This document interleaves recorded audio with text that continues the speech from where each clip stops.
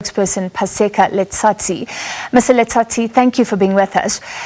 Can you confirm, firstly, that because the public comment process is over, this will now be in place and there will be no break in the 350 Rand payments? Good evening, Francis, and I think thanks for having us.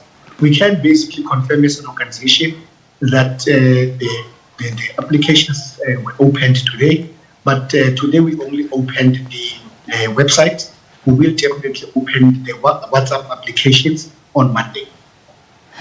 Okay, but when, the state of disaster came to an end and then there was an additional 30 days for sort of that interim measures to still be in place, when does that come to an end? Look, I think what we're using, you are right, we're using the National State of Disaster, but now we're using the Social Assistance Act to make sure that we effect that particular 350. Hence, administratively, it took us a little bit more of time, but from where we are now, we can confirm that we have managed to sort out all those particular hiccups administratively, and we're ready to roll. People will definitely get what is due to them. We are not going to have people being locked out because they could not submit certain things. As long as people submit properly to us, we will process those particular applications and make sure that we get what is due to them.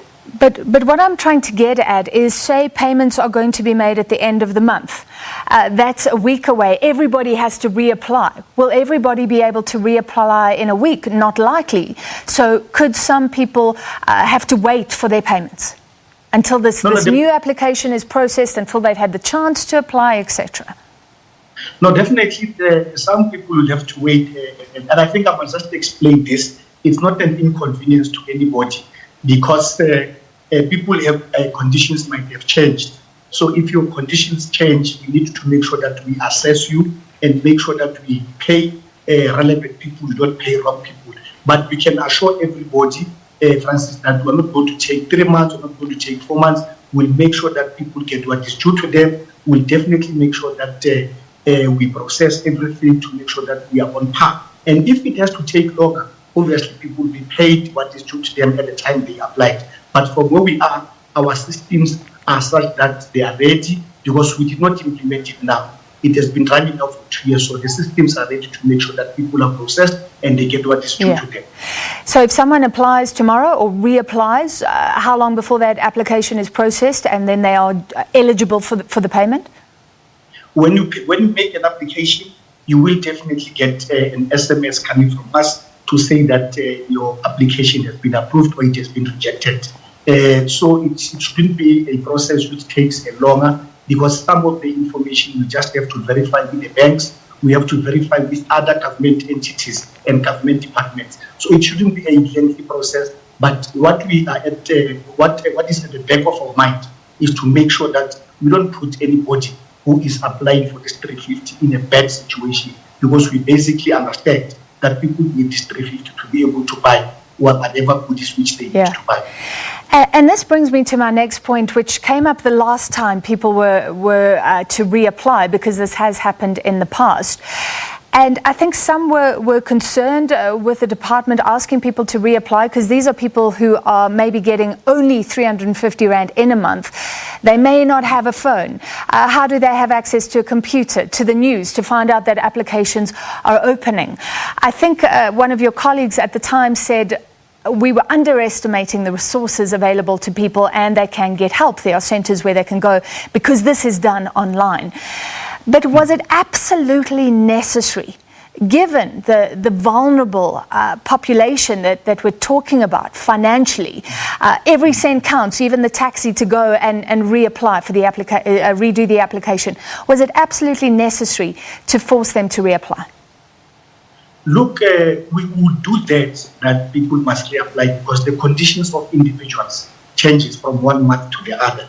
And we don't want to basically assume that if you apply this month, the next month the situation will be the same. Let's just make a simple example.